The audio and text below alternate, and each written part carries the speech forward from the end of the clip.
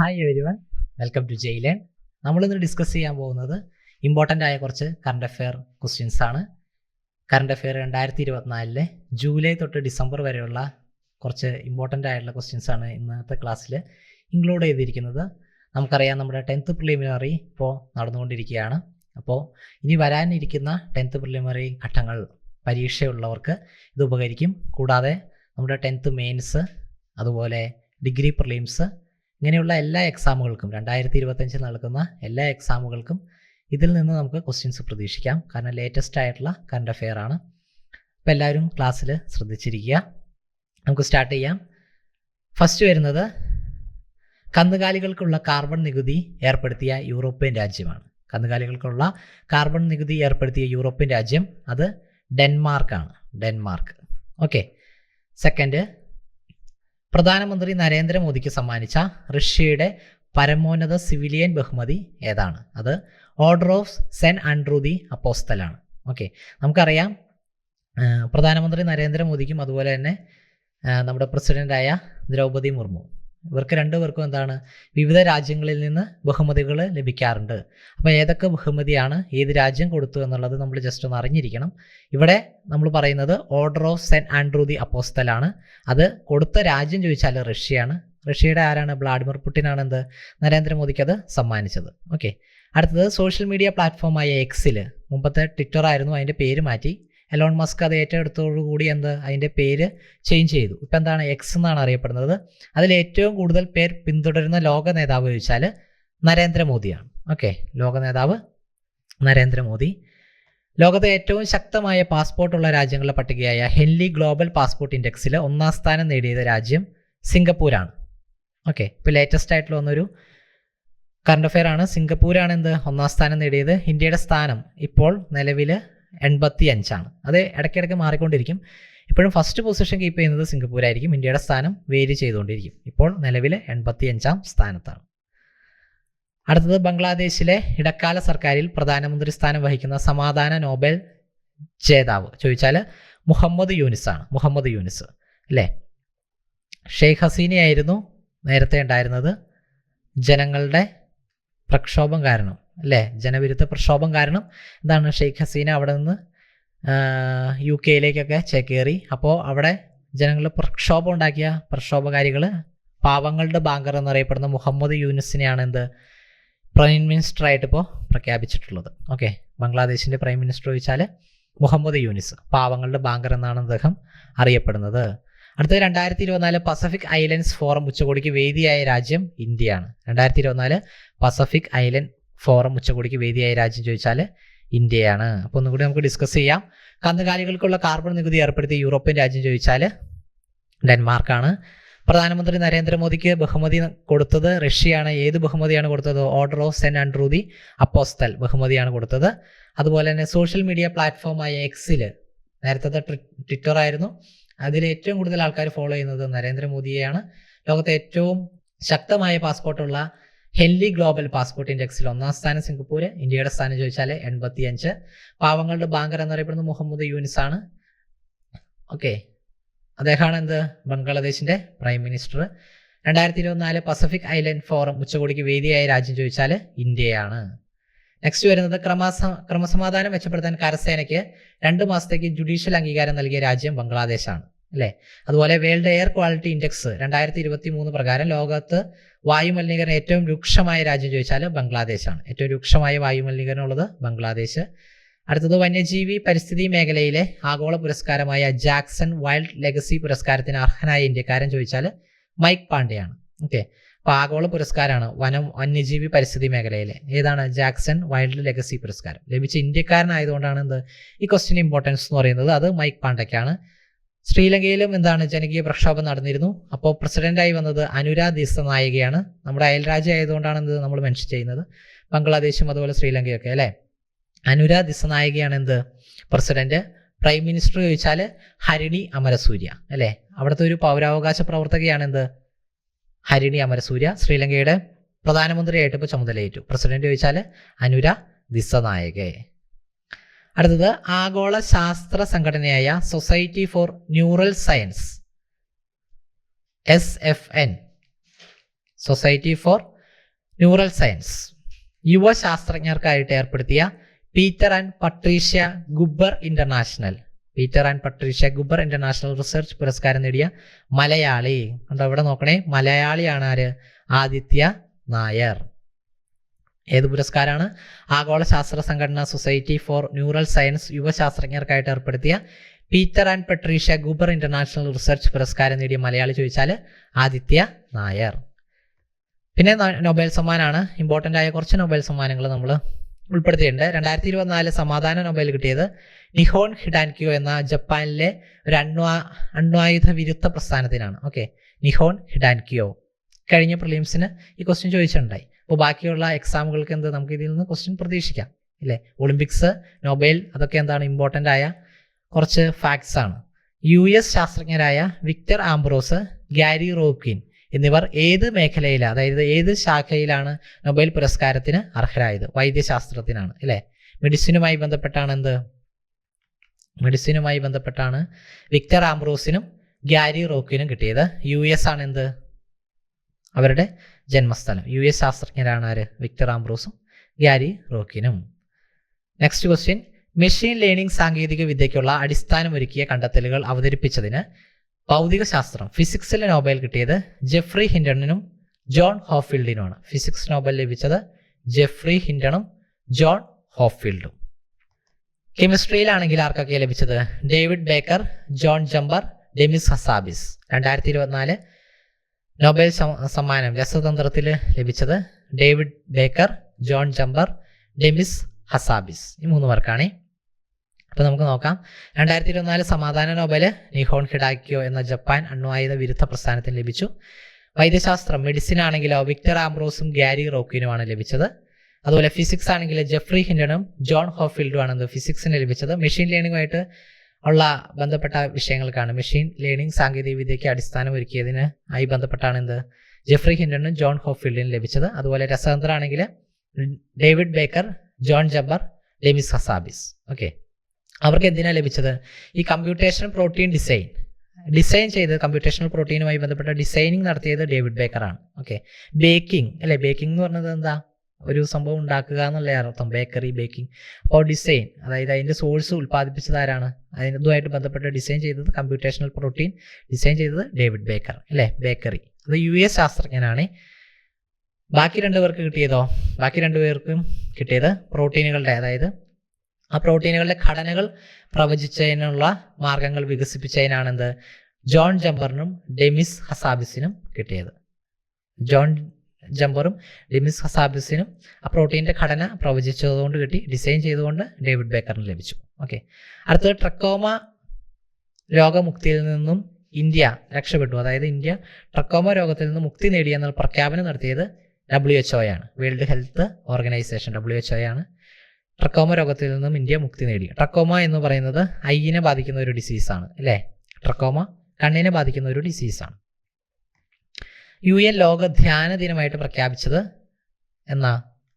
December 21 ലോക ധ്യാന ദിനം. Okay, December 21. പിന്നെ നമുക്കറിയാം IPC ചേഞ്ച് ചെയ്തു. എന്താണ്? ഭാരതീയ ന്യായ സംഹിത എന്നുള്ള രീതിയിൽ ചേഞ്ച് ചെയ്തു.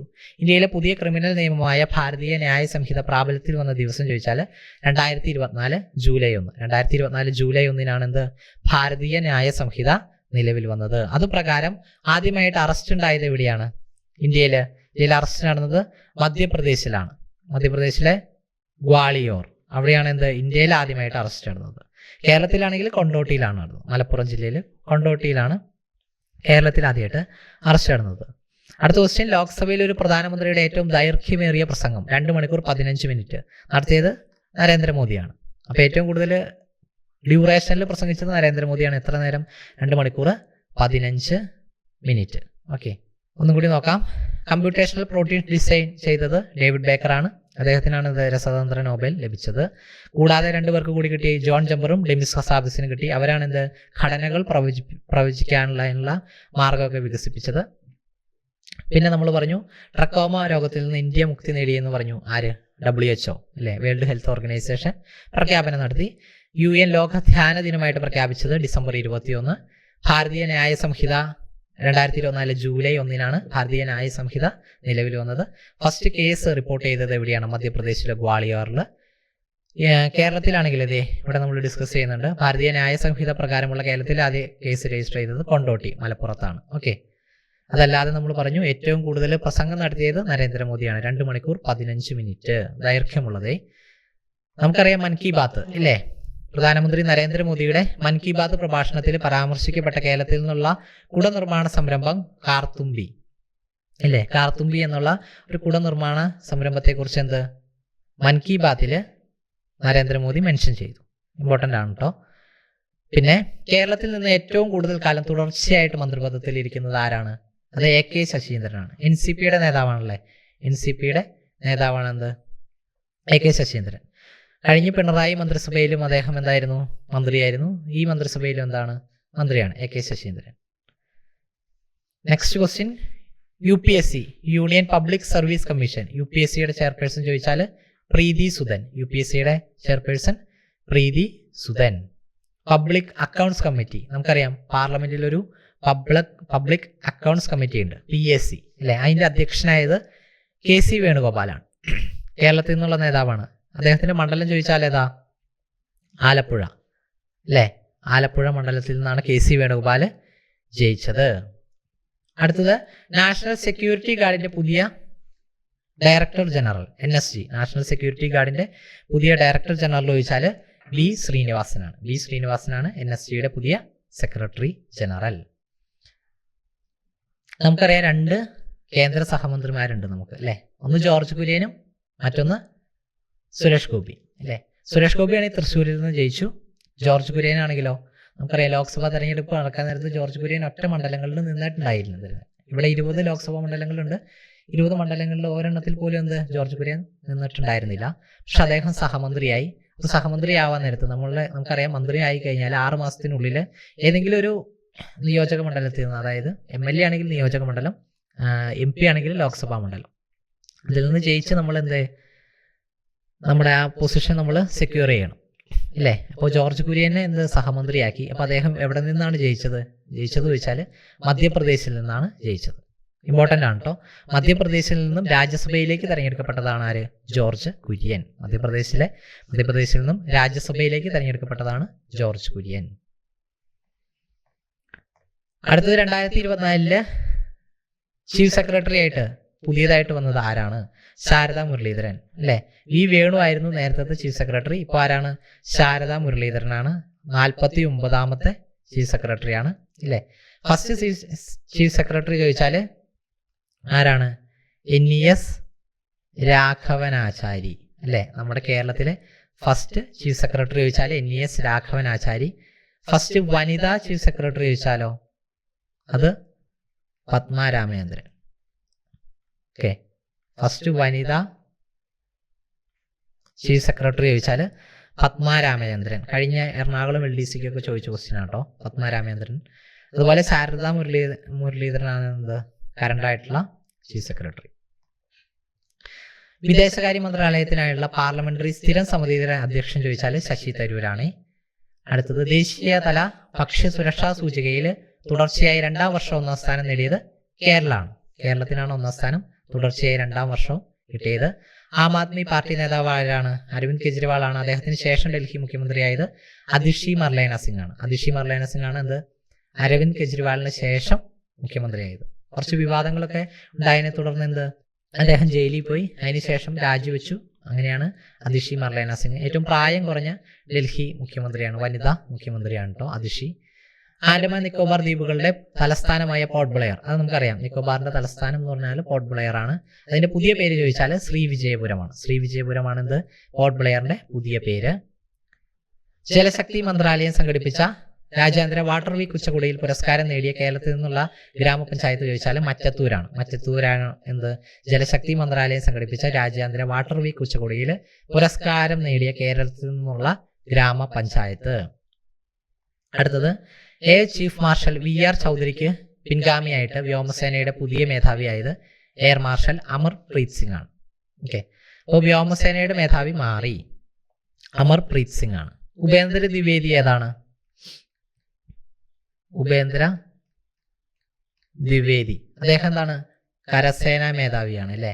കരസേനയുടെ മേധാവി ചോദിച്ചാൽ ഉപേന്ദ്ര ദ്വിവേദി. കരസേന ദിനം എന്നാണ്? ജനുവരി 15. ജനുവരി 15 കരസേന ദിനം. വ്യോമസേന ദിനാണെങ്കിലോ? വ്യോമസേന ദിനം ഒക്ടോബർ 8 ഓക്കെ, ഒക്ടോബർ 8 വ്യോമസേന ദിനം. അതുപോലെ നാവികസേന ദിനം ചോദിച്ചാൽ ഡിസംബർ 4. ഡിസംബർ 4 നാവികസേന ദിനം. നമ്മൾ പറഞ്ഞു കരസേന മേധാവി ഉപേന്ദ്ര ദ്വിവേദി, വ്യോമസേനയാണെങ്കിൽ എയർ മാർഷൽ അമർപ്രീത് സിംഗ്. അങ്ങനെയാണെങ്കിൽ നാവികസേന മേധാവി ആരാണ്? അത് ദിനേശ് കുമാർ ത്രിപാഠിയാണ്. ദിനേശ് കുമാർ ത്രിപാഠിയാണത് നാവികസേനയുടെ മേധാവി. അടുത്തത് ജമ്മു കാശ്മീരിന്റെ പുതിയ CM ആയിട്ട് വന്നത് ഒമർ അബ്ദുള്ളയാണ്. അദ്ദേഹത്തിന്റെ പാർട്ടി ചോദിച്ചാൽ നാഷണൽ കോൺഫറൻസ്. ഓക്കെ, NC ആണ് അദ്ദേഹത്തിന്റെ പാർട്ടി. ഒമർ അബ്ദുള്ളയാണ് എന്ത്? പുതിയ മുഖ്യമന്ത്രിയായിട്ട് ജമ്മു കാശ്മീരിൽ നിലവിൽ വന്നത്. ഒക്ടോബർ 8 അന്തരിച്ച ഇന്ത്യയിലെ ആദ്യത്തെ ഹൃദയമാറ്റ ശസ്ത്രക്രിയയ്ക്ക് നേതൃത്വം നൽകിയ ഡോക്ടർ P വേണുഗോപാലാണ്. ഡോക്ടർ P വേണുഗോപാലാണ് എന്ത്? ഹൃദയമാറ്റ ശസ്ത്രക്രിയ ആദ്യമായിട്ട് ഇന്ത്യയിൽ നടത്തിയത് 1994. ഓക്കെ, അദ്ദേഹം എന്ത്? ഇപ്പോൾ മരണപ്പെട്ടു ഈ അടുത്തിടെ. കേരളത്തിൽ ആദ്യമായിട്ട് ഹൃദയമാറ്റ ശസ്ത്രക്രിയ നടത്തിയത് ജോസ് ചാക്കോ പെരിയപുറമാണ് അല്ലെ. നമുക്കറിയാം ഡോക്ടർ ജോസ് ചാക്കോ പെരിയപുറമാണെന്ത്? കേരളത്തിൽ ആദ്യമായിട്ട് നടത്തിയത്. ഇന്ത്യയിലെ ആദ്യത്തെ ഹൃദയമാറ്റ ശസ്ത്രക്രിയ നടത്തിയത് ഡോക്ടർ P വേണുഗോപാൽ. Cyber crime coordination centre brand അംബാസിഡറായിട്ട് തെരഞ്ഞെടുക്കപ്പെട്ട നടി ചോദിച്ചാൽ രശ്മിക മന്ദാനിയാണ്. ഓക്കെ, രശ്മിക മന്ദാനിയാണ് Indian cyber crime coordination centre brand അംബാസിഡറായിട്ട് തെരഞ്ഞെടുക്കപ്പെട്ടത്. ദേശീയ വനിതാ കമ്മീഷൻ അധ്യക്ഷ ചേഞ്ച് ചെയ്തു. രേഖാ ശർമ്മയായിരുന്നു ഇത്രയും നാള്. ഇപ്പൊ ആരാണ് പുതിയതായിട്ട്? വിജയ് കിഷോർ രഹത്കർ ആണ്. ദേശീയ വനിതാ കമ്മീഷൻ അധ്യക്ഷയായിട്ട് വന്നത് വിജയ് കിഷോർ രഹത്കർ. കേരള പുരസ്കാരങ്ങളുണ്ട്, ഇമ്പോർട്ടന്റ് ആണ്. കേരള ജ്യോതി, കേരള പ്രഭ, കേരളശ്രീ ഒക്കെ ഉണ്ട്. ഇതിൽ കേരള പ്രഭ 2024 ലഭിച്ചത് ഡോക്ടർ S സോമനാഥിനും ഭുവനേശ്വരിക്കുമാണ് അല്ലെ. ഡോക്ടർ S സോമനാഥ് ആരാണ്? ISRO മുൻ ചെയർമാനാണ്. ISROയുടെ ചെയർമാൻ ഇപ്പോൾ ലേറ്റസ്റ്റ് ആയിട്ട് മാറി അല്ലേ. വി നാരായണനാണ് എന്ത്? വി നാരായണനാണ് പുതിയ ISRO ചെയർമാൻ. 11ാമത്തെ ചെയർമാനാണ് എന്ത്? നാരായണൻ. മുമ്പുണ്ടായിരുന്നത് ആരാണ്? Doctor S സോമനാഥാണ്. അദ്ദേഹത്തിനും പിന്നെ ഭുവനേശ്വരി കൃഷിയായിട്ട് ബന്ധപ്പെട്ട ഒരു കൃഷി ശാസ്ത്രജ്ഞയാണ് എന്ത്? ഭുവനേശ്വരി. അവർക്ക് രണ്ടുപേർക്കാണ് എന്ത്? കേരള പ്രഭ പുരസ്കാരം ലഭിച്ചത്. കേരള ജ്യോതി ആണെങ്കിൽ സാനു, MK സാനുവിനാണ് കേരള ജ്യോതി ലഭിച്ചത്. സുപ്രീം കോടതിയുടെ 51ാമത് ചീഫ് ജസ്റ്റിസ് ആയത് ജസ്റ്റിസ് സഞ്ജീവ് ഖന്നയാണ് അല്ലേ. ഇപ്പോൾ ഒരു സഞ്ജീവ് മയാണ് മൊത്തത്തിൽ അല്ലേ. ചീഫ് ജസ്റ്റിസ് ചോദിച്ചാൽ സഞ്ജീവ് ഖന്ന. അടുത്തത് നോക്കിയേ, 51ാമതാണ്, ശ്രദ്ധിക്കണേ, 51ാമത് ചീഫ് ജസ്റ്റിസ് ആണ് എന്ത്? സഞ്ജീവ് ഖന്ന. CAG ചോദിച്ചാലോ? പുതിയ CAG control and auditor general അല്ലേ. ഇന്ത്യയുടെ CAG സഞ്ജയ് മൂർത്തിയാണ്. മുമ്പുണ്ടായിരുന്നത് ഗിരീഷ് ചന്ദ്ര മുർമുവാണ്, അദ്ദേഹം മാറി സഞ്ജയ് മൂർത്തിയാണ്. മറ്റേത് സഞ്ജീവ് ഖന്നയാണ്, ഇത് സഞ്ജയ് മൂർത്തിയാണ് അല്ലേ. ചീഫ് ജസ്റ്റിസ് ചോദിച്ചാൽ ഖന്ന, ഇനീഷ്യൽ ഓർത്തിരിക്കുക കേട്ടോ കൂടുതലും. സഞ്ജീവ് ഖന്ന. അടുത്തതാണെങ്കിൽ മൂർത്തി. പിന്നെ സഞ്ജയ് മൽഹോത്രയുണ്ട്. ഓക്കെ, സഞ്ജയ് മൽഹോത്ര. അത് നമ്മുടെ റിസർവ് ബാങ്കിന്റെ ഗവർണറാണ്. പുതിയതായിട്ട് 26ാമതായിട്ട് ചുമതലയേറ്റു. റിസർവ് ബാങ്കിന്റെ ഗവർണറായിട്ട് സഞ്ജയ് മൽഹോത്ര വന്നിട്ടുണ്ട്. ഓക്കെ, സഞ്ജീവ് ഖന്ന, സഞ്ജയ് മൂർത്തി, മൽഹോത്ര. അടുത്തത് മുനമ്പം വഖഫ് ഭൂമി പ്രശ്ന പരിഹാരം കാണുന്നതിനായിട്ട് നിയമിച്ച ജുഡീഷ്യൽ കമ്മീഷന്റെ അധ്യക്ഷൻ ജസ്റ്റിസ് CN രാമചന്ദ്രൻ നായരാണ്. CN രാമചന്ദ്രൻ നായരാണ് മുനമ്പം വഖഫ് ഭൂമി പ്രശ്നം അല്ലേ, അവിടുത്തെ പ്രശ്നത്തിന് വേണ്ടി ജുഡീഷ്യൽ കമ്മീഷനെ നിയമിച്ചു. അതിൻ്റെ അധ്യക്ഷൻ എന്ന് പറയുന്നത് ജസ്റ്റിസ് CN രാമചന്ദ്രൻ നായരാണ്. അപ്പോൾ ഒന്നും കൂടി നോക്കാം. ഫസ്റ്റ് ആദ്യമായിട്ട് ഹൃദയമാറ്റ ശസ്ത്രക്രിയ നടത്തിയത് ഡോക്ടർ P വേണുഗോപാലാണ്, അദ്ദേഹം അന്തരിച്ചു. രശ്മിക മന്ദാനിയാണ് എന്ത്? Cyber crime coordination centre brand അംബാസിഡറായിട്ട് തിരഞ്ഞെടുക്കപ്പെട്ടത്. അതുപോലെ തന്നെ ദേശീയ വനിതാ കമ്മീഷൻ അധ്യക്ഷ മാറി വിജയ് കിഷോർ രഹത്കർ ആണ്. കേരള പ്രഭ കിട്ടിയത് ആർക്കൊക്കെയാണ്? ഡോക്ടർ S സോമനാഥിനും ഭുവനേശ്വരിക്കും. സഞ്ജീവ് ഖന്നയാണ് 51ാമത് ചീഫ് ജസ്റ്റിസ് ആയത്. അതുപോലെ സഞ്ജയ് മൂർത്തിയാണ് CAG ആയത്. സഞ്ജയ് മൽഹോത്രയാണ് എന്ത്? റിസർവ് ബാങ്കിന്റെ 26ാമത്തെ ഗവർണർ. 25ാമത് ശക്തികാന്ത ദാസ് ആയിരുന്നു, 26ാമതാണ് എന്ത്? മൽഹോത്ര വന്നത്. അതുപോലെ മുനമ്പം വിഷയവുമായിട്ട് ബന്ധപ്പെട്ട ജുഡീഷ്യൽ കമ്മീഷന്റെ അധ്യക്ഷൻ ചോദിച്ചാൽ CN രാമചന്ദ്രൻ നായർ. പിന്നെ നിയമസഭ ഉപതെരഞ്ഞെടുപ്പ് പഠിച്ചിരിക്കണം. UR പ്രദീപാണ് എന്ത്? ചേലക്കര മണ്ഡലത്തിൽ നിന്ന് ജയിച്ചത്. രമ്യ ഹരിദാസ് ആയിരുന്നു കോൺഗ്രസിന്റെ പ്രതിനിധി. രമ്യ ഹരിദാസിനെ തോപ്പിച്ചതിന് ശേഷം യു ആർ പ്രദീപ് ജയിച്ചു. CPIM-ൻ്റെയാണ് അദ്ദേഹം. CPIM you are Pradeep. Palakkad അതുപോലെ തന്നെ എന്ത് നടന്നു? പാലക്കാടും ഉപതെരഞ്ഞെടുപ്പ് നടന്നു. ആര് ജയിച്ചു? രാഹുൽ മാങ്കൂട്ടത്തിൽ ജയിച്ചു അല്ലേ? രാഹുൽ മാങ്കൂട്ടത്തിൽ. അതുപോലെ ലോക്സഭ ഉപതെരഞ്ഞെടുപ്പ് നടന്നു. ലോക്സഭയിലാണെങ്കിൽ പ്രിയങ്ക ഗാന്ധിയാണ് ജയിച്ചത് അല്ലേ? രാഹുൽ മാങ്കൂട്ടത്തിലും അതുപോലെ പ്രിയങ്ക ഗാന്ധിയും കോൺഗ്രസിൻ്റെ നേതാക്കളാണ്. ജാർഖണ്ഡ് മുഖ്യമന്ത്രിയായിട്ട് അധികാരമേറ്റത് ഹേമന്ത് സോറനാണ്. വീണ്ടും അധികാരമേറ്റു. ജാർഖണ്ഡിൻ്റെ മുഖ്യമന്ത്രിയായിരുന്നു ഹേമന്ത് സോറൻ. ഇടയ്ക്ക് ഒരു കേസൊക്കെ വന്ന് അദ്ദേഹത്തിന് ജയിലിൽ പോകേണ്ടി വന്നു. അപ്പോൾ ആ സമയത്ത് മാത്രം കുറച്ച് നാളത്തേക്ക് അദ്ദേഹം മുഖ്യമന്ത്രി പദത്തിൽ ഉണ്ടായിരുന്നില്ല. ആ സമയത്ത് ചമ്പൈ സോറനായിരുന്നു ജാർഖണ്ഡിൻ്റെ മുഖ്യമന്ത്രി. അതിനുശേഷം വീണ്ടും തെരഞ്ഞെടുപ്പ് നടന്നപ്പോൾ വീണ്ടും ഹേമന്ത് സോറൻ തന്നെ അധികാരത്തിലേറി. അടുത്തത് ഇന്ത്യൻ കൗൺസിൽ ഓഫ് മെഡിക്കൽ റിസർച്ചിൻ്റെ നേതൃത്വത്തിൽ രാജ്യത്തെ ആദ്യ പ്രമേഹ ബയോബാങ്ക് സ്ഥാപിച്ചത് ചെന്നൈയിലാണ്. ഇമ്പോർട്ടൻ്റ് ആണ്. രാജ്യത്തെ ആദ്യ പ്രമേഹ ബയോബാങ്കാണ്. ഇതിപ്പോൾ കറണ്ട് അഫെയർ ആണ്. കുറച്ച് നാൾ കഴിയുമ്പോൾ അത് GK ആവും. കാരണം ഫസ്റ്റ് പ്രമേഹ ബയോബാങ്ക് ചെന്നൈയിലാണ് സ്ഥാപിച്ചത്. ഡിസംബറിൽ നാവികസേനയിലേക്ക് കമ്മീഷൻ ചെയ്ത റഷ്യൻ നിർമ്മിത യുദ്ധക്കപ്പൽ ചോദിച്ചാൽ INS തുഷീലാണ്. INS തുഷീൽ. അടുത്തത് ഐക്യരാഷ്ട്ര സംഘടനയുടെ ചാമ്പ്യൻസ് ഓഫ് ദി എർത്ത് പുരസ്കാരം കിട്ടിയത് മാധവ് ഗാഡ്ഗിലിനാണ്. ചാമ്പ്യൻസ് ഓഫ് ദി എർത്ത് പുരസ്കാരം നേടിയ ഇന്ത്യൻ പരിസ്ഥിതി ശാസ്ത്രജ്ഞൻ ചോദിച്ചാൽ മാധവ് ഗാഡ്ഗിൽ. UN-ൻ്റെ ആണ്. UN-ൻ്റെ ചാമ്പ്യൻസ് ഓഫ് ദി എർത്ത്. കേരളത്തിലെ പുതിയ മുഖ്യ തെരഞ്ഞെടുപ്പ് ഓഫീസർ ചോദിച്ചാൽ ഡോക്ടർ രത്തൻ യു കേൽക്കറാണ്. Rattan U Kelkar, chief electoral officer. പുതിയ മുഖ്യ തെരഞ്ഞെടുപ്പ് ഓഫീസർ കേരളത്തിൻ്റെ ആരാണ്? രത്തൻ യു കേൽക്കർ. കേരളത്തിൻ്റെ പുതിയ ചീഫ് ജസ്റ്റിസ് ചോദിച്ചാൽ ജസ്റ്റിസ് നിതിൻ മധുകർ ജാംദാർ. ഓക്കെ, നിതിൻ ജാംദാർ ആണെന്ന് പുതിയ ചീഫ് ജസ്റ്റിസ്. മനുഷ്യാവകാശ കമ്മീഷൻ ചേഞ്ച് ചെയ്തു. മനുഷ്യാവകാശ കമ്മീഷൻ ചോദിച്ചാൽ അലക്സാണ്ടർ തോമസ് ആണ്. കേരള മനുഷ്യാവകാശ കമ്മീഷൻ ചെയർപേഴ്സണായിട്ട് നിയമിതനായ ഹൈക്കോടതി മുൻ acting chief justice Alexander Thomas. ന്യൂയോർക്കിൽ UN ആസ്ഥാനം ആയ ഇന്ത്യയുടെ സ്ഥിരം പ്രതിനിധിയായിട്ട് നിയമിതനായ വ്യക്തി P. ഹരീഷാണ്. UN 2 ആസ്ഥാനങ്ങളുണ്ട്. ന്യൂയോർക്കും ഉണ്ട്, ജനീവയുണ്ട്. അതുപോലെ അതിൽ ന്യൂയോർക്കിൽ നമ്മുടെ സ്ഥിരം വ്യക്തി, അതായത് പ്രതിനിധിയായിട്ട് പോകുന്ന വ്യക്തി എന്ന് ചോദിച്ചാൽ P. ഹരീഷാണ്. അതുപോലെ ജനീവയിൽ ചോദിച്ചാൽ, ജനീവയിൽ നമ്മുടെ സ്ഥിരം, ഇന്ത്യയുടെ സ്ഥിരം വ്യക്തി എന്ന് ചോദിച്ചാൽ അരിന്ദം ബാഗ്ചിയാണ്. ഓക്കെ, അരിന്ദം ബാഗ്ചി. ഓക്കെ, അടുത്തത് ഇന്ത്യയിലെ ആദ്യത്തെ ഡിജിറ്റൽ കോടതി ആരംഭിച്ച സ്ഥലം ചോദിച്ചാൽ കൊല്ലാണ്. ഇന്ത്യയിലെ ആദ്യത്തെ ഡിജിറ്റൽ കോടതി ആരംഭിച്ച സ്ഥലം കൊല്ലം. ICC ലോക റാങ്കിങ്ങിൽ 2020 ഓൾറൗണ്ടർമാരുടെ വിഭാഗത്തിൽ 1ാം സ്ഥാനം നേടുന്ന ആദ്യ ഇന്ത്യൻ താരം, ഇമ്പോർട്ടൻ്റ് ആണ് കേട്ടോ, ആദ്യ ഇന്ത്യൻ താരമാണ് ഹാർദിക് പാണ്ഡ്യ. ഓൾറൗണ്ടർമാരെന്ന് പറഞ്ഞാൽ എന്താണ്? ബാറ്റും ചെയ്യും ബോളും ചെയ്യും അല്ലേ? രണ്ടും ഒരേ രീതിയിൽ ചെയ്യുന്ന ആൾക്കാരെയാണ് ഓൾറൗണ്ടർമാരെന്ന് പറയുന്നത്. അങ്ങനെയുള്ളതിൽ ICC ലോക റാങ്കിങ്ങിൽ 1ാം സ്ഥാനം നേടിയ ആദ്യ ഇന്ത്യക്കാരൻ ഹാർദിക് പാണ്ഡ്യയാണ്, ഇന്ത്യൻ താരം. യൂറോ കപ്പ് അറിയാം. 2024 യൂറോ കപ്പ് ഫുട്ബോൾ ചാമ്പ്യൻഷിപ്പ്. ഫുട്ബോളിൽ പല പല ലീഗുകളുണ്ട്. കോപ്പ അമേരിക്ക, യൂറോ കപ്പ് അല്ലേ? അങ്ങനെ അതിൽ യൂറോ കപ്പ് ഫുട്ബോൾ ചാമ്പ്യൻഷിപ്പിൽ ജേതാക്കൾ ചോദിച്ചാൽ സ്പെയിനാണ്. വേദി ചോദിച്ചാൽ ജർമ്മനിയാണ്. വേദി ജർമ്മനി, കിട്ടിയത് സ്പെയിൻ. മികച്ച താരം യൂറോ കപ്പ് ഫുട്ബോൾ ചാമ്പ്യൻഷിപ്പ് മികച്ച താരം ചോദിച്ചാൽ റോഡ്രി. സ്പെയിനിൽ നിന്നുള്ള കളിക്കാരനാണ് ആര്? റോഡ്രി.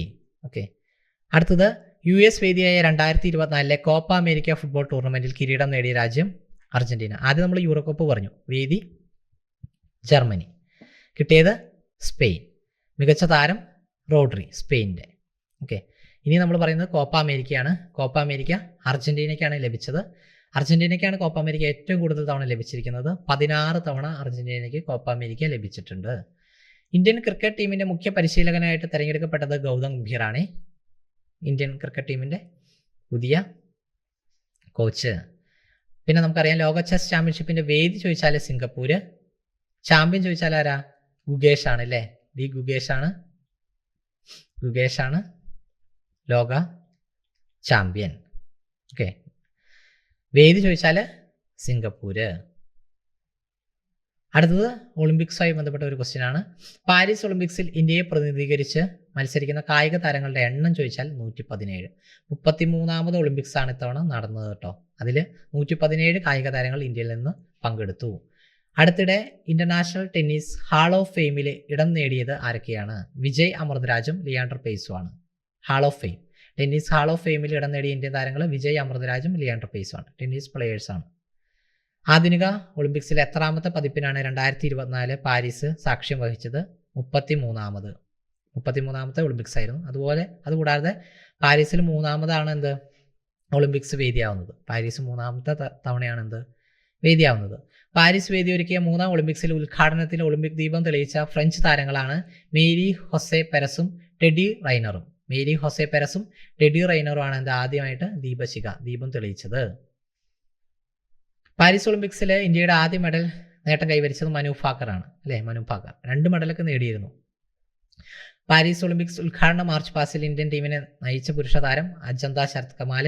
അതുപോലെ വനിതാ താരം PV സിന്ധു. നയിച്ചത് അജന്ത ശരത് കമാൽ ടെന്നീസ് പ്ലെയറാണ്, ടേബിൾ ടെന്നീസ് പ്ലെയറാണ്, വെറും ടെന്നീസ് അല്ല, ടേബിൾ ടെന്നീസ് പ്ലെയറാണ് എന്ത് അജന്ത ശരത് കമാൽ. അതുപോലെ PV സിന്ധു ആണെങ്കിൽ ബാഡ്മിൻ്റൺ. പിന്നെ പാരീസ് ഒളിമ്പിക്സിലെ ഏറ്റവും വേഗമേറിയ പുരുഷ താരം ചോദിച്ചാൽ നോഹ ലൈൽസ് ആണ്. 100 മീറ്റർ ഓട്ടത്തിലെ ഏറ്റവും വേഗതയേറിയ താരം ചോദിച്ചാൽ നോഹ ലൈൽസ് ആണ്. US നിന്നുള്ള പ്ലെയറാണ്. Okay, Noah Lyles.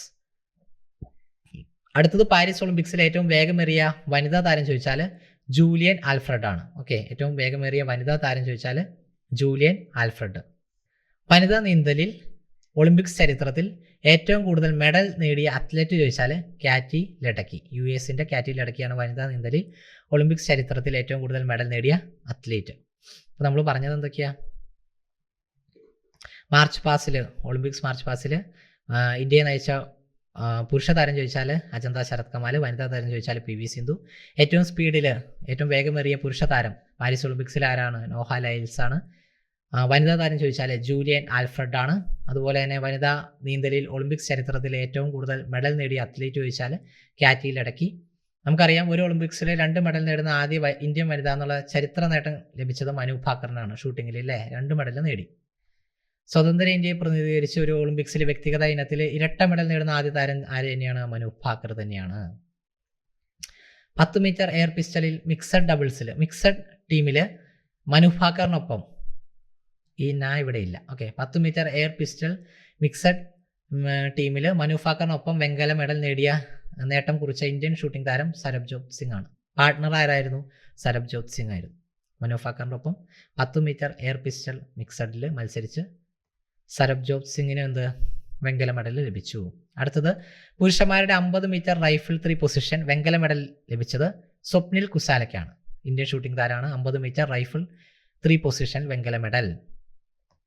IOC അറിയാലോ, രാജ്യാന്തര ഒളിമ്പിക് കമ്മിറ്റിയാണ്, ഇന്റർനാഷണൽ ഒളിമ്പിക് കമ്മിറ്റിയാണ്. അതിൽ അംഗമായിട്ട് വീണ്ടും നിത അംബാനി തിരഞ്ഞെടുക്കപ്പെട്ടു.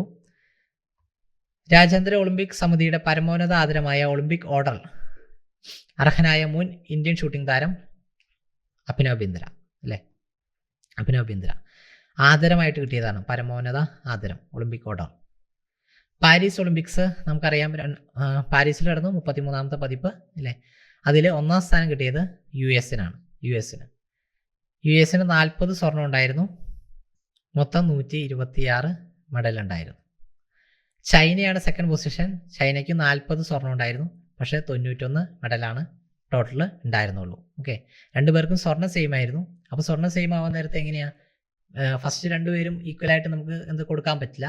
അപ്പോൾ അതിൽ ഏറ്റവും കൂടുതൽ മെഡൽ ആർക്കാണോ ഉള്ളത് അയാളായിരിക്കും ഫസ്റ്റ് വിജയി. ഇപ്പോൾ 126 മെഡൽ ഉണ്ടായിരുന്ന US ആണ് first, second China, third Japan. ഇന്ത്യയുടെ സ്ഥാനം ചോദിച്ചാൽ ഇന്ത്യയുടെ സ്ഥാനം 71ാമത്തെ പൊസിഷനാണ്. ഇന്ത്യയുടെ സ്ഥാനം 71. ഇന്ത്യക്ക് ടോട്ടൽ എത്ര മെഡൽ കിട്ടി? ഇന്ത്യക്ക് 6 മെഡലാണ് ലഭിച്ചത്. 1 വെള്ളിയും 5 വെങ്കലമാണ് ലഭിച്ചത്. 2 ഒളിമ്പിക് മെഡലുകൾ നേടുന്ന ആദ്യത്തെ മലയാളി കായിക താരം ചോദിച്ചാൽ PR ശ്രീജേഷാണ്. ഹോക്കി പ്ലെയർ അല്ലേ, ഹോക്കിയുടെ പ്ലെയറാണ് PR ശ്രീജേഷ്. അദ്ദേഹത്തിന് 2 ഒളിമ്പിക് മെഡൽ അടുപ്പിച്ച് കിട്ടി. അപ്പോൾ ആദ്യത്തെ മലയാളി കായിക താരമാണ് അദ്ദേഹം. പറഞ്ഞിരുന്നു നമ്മൾ 1 വെള്ളി 5 മെഡലിന് കിട്ടി. 1 വെള്ളി കിട്ടിയത് ആർക്കാണ്? 1 വെള്ളി കിട്ടിയത് നീരജ് ചോപ്രയ്ക്കാണ്. നീരജ് ചോപ്ര. ജാവലിൻ ത്രോ ആണ് അദ്ദേഹം എറിയുന്നത് അല്ലേ. എത്ര എറിഞ്ഞു? 89.45 മീറ്റർ എറിഞ്ഞു. അർഷാദ് നദീം എന്ന് പറയുന്ന ഒരു പാകിസ്ഥാൻ പ്ലെയറിനാണ് ഫസ്റ്റ് കിട്ടിയത്, ജാവലിൻ ത്രോ ഫസ്റ്റ് കിട്ടിയത്. 92.97 മീറ്റർ അർഷാദ് നദീം എറിഞ്ഞു. നീരജ് ചോപ്ര എത്ര എറിഞ്ഞു? 89.45 മീറ്റർ എറിഞ്ഞു. അപ്പം അങ്ങനെ വെള്ളി കിട്ടി. 1 വെള്ളിയും 5 വെങ്കലുമാണ് നമുക്ക് കിട്ടിയത്. മൊത്തം 6 മെഡൽ കിട്ടി. 71ാമത്തെ പൊസിഷനാണ്. First position USA, second position China, third Japan. നോക്കിയാണേ, ICCയുടെ ചെയർമാനാകുന്ന ഏറ്റവും പ്രായം കുറഞ്ഞ വ്യക്തി ജയ്ഷയാണ്. ICCയുടെ ചെയർമാനാകുന്ന ഏറ്റവും പ്രായം കുറഞ്ഞ വ്യക്തി ജയ്ഷ. BCCIയുടെ സെക്രട്ടറി ആയിരുന്നു.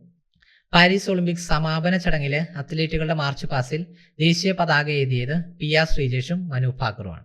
PR ശ്രീജേഷും മനു ഭാക്കറുമാണ് എന്ത് സമാപന ചടങ്ങിൽ. ഉദ്ഘാടന ചടങ്ങിൽ ദേശീയ പതാക എഴുതിയത് ടേബിൾ ടെന്നീസ് താരമായ നമ്മുടെ അജന്ത ശരത് കമാലും അതുപോലെ PV സിന്ധുവാണ്. നമ്മൾ നേരത്തെ പറഞ്ഞിരുന്നു അല്ലേ. ക്ലബ് രാജ്യാന്തര അംഗീകൃത മത്സരങ്ങളിലായിട്ട് 900 ഗോൾ തികയ്ക്കുന്ന ആദ്യ ഫുട്ബോളർ ചോദിച്ചാൽ ക്രിസ്ത്യാനോ റൊണാൾഡോയാണ്. 900 ഗോൾ തികയ്ക്കുന്ന ആദ്യ ഫുട്ബോളർ ക്രിസ്ത്യാനോ റൊണാൾഡോ.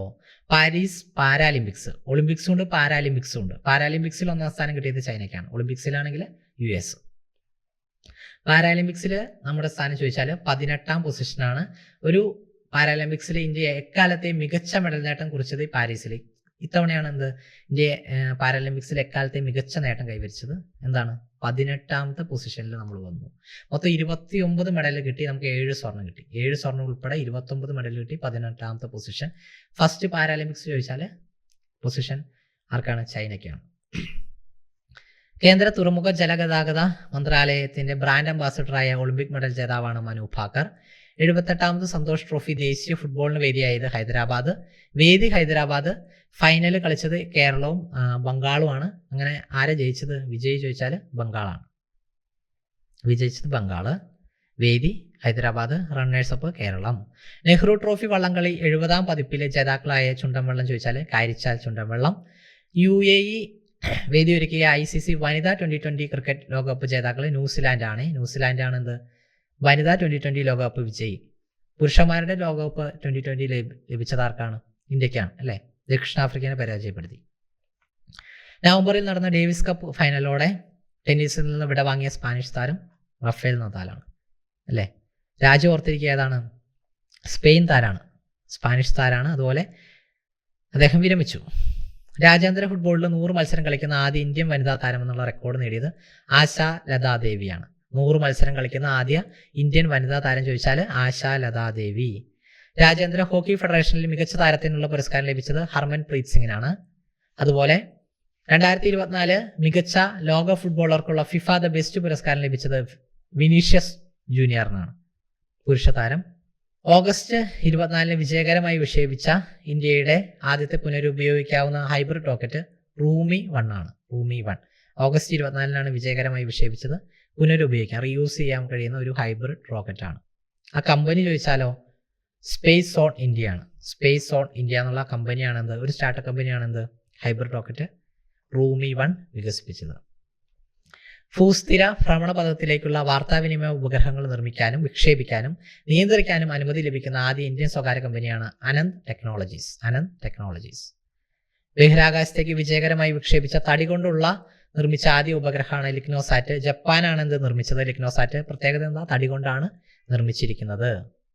2035 യാഥാർത്ഥ്യമാക്കാൻ ലക്ഷ്യമിടുന്ന ഇന്ത്യയുടെ സ്വന്തം ബഹിരാകാശ നിലയാണ് ഭാരതീയ അന്തരീക്ഷ സ്റ്റേഷൻ.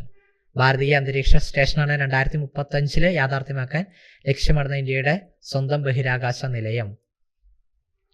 ഇന്ത്യയില് ശ്രേഷ്ഠ ഭാഷ ക്ലാസിക്കൽ പദവി ലഭിച്ച ഭാഷകളുടെ എണ്ണം 11 ആയി. ഇമ്പോർട്ടൻ്റ് ആണ്. 2024 5 ഭാഷയ്ക്കും കൂടി പുതിയതായിട്ട് കിട്ടി. ഏതൊക്കെയാണ്? മറാഠി, ബംഗാളി, അസാമി, പാലി, പ്രാകൃതം. മറാഠി, ബംഗാളി, അസാമി, പാലി, പ്രാകൃതം. അങ്ങനെ 5 എണ്ണത്തിന് കൂടി കിട്ടി. നേരത്തെ എത്ര ഉണ്ടായിരുന്നു? 6 ആയിരുന്നു എന്ത് ക്ലാസിക്കൽ ഭാഷയുടെ എണ്ണം. ആദ്യം കിട്ടിയത് ഏതാണ്? ആദ്യം കിട്ടിയത് തമിഴിനാണ് കിട്ടിയത്. തമിഴിന് എന്ന് കിട്ടി 2004 തമിഴ് ഭാഷയ്ക്ക് ലഭിച്ചു. പിന്നെന്താ? സംസ്കൃതത്തിന് എന്ത് 2005 കിട്ടി. പിന്നെ കന്നഡ, തെലുങ്കിന് ഏത് വർഷം കിട്ടി? 2008 കിട്ടി അല്ലേ. പിന്നെ മലയാളത്തിന് കിട്ടി. മലയാളത്തിന് എന്ന് കിട്ടി? മലയാളത്തിന് 2013 കിട്ടി. 2014 ഒഡിയയ്ക്ക് കിട്ടി. 2024 ഇപ്പോൾ ഈ 5 എണ്ണത്തിനും കൂടി കിട്ടി. മൊത്തം ക്ലാസിക്കൽ ഭാഷയുടെ എണ്ണം ചോദിച്ചാൽ 11. 70ാമതല്ല കേട്ടോ.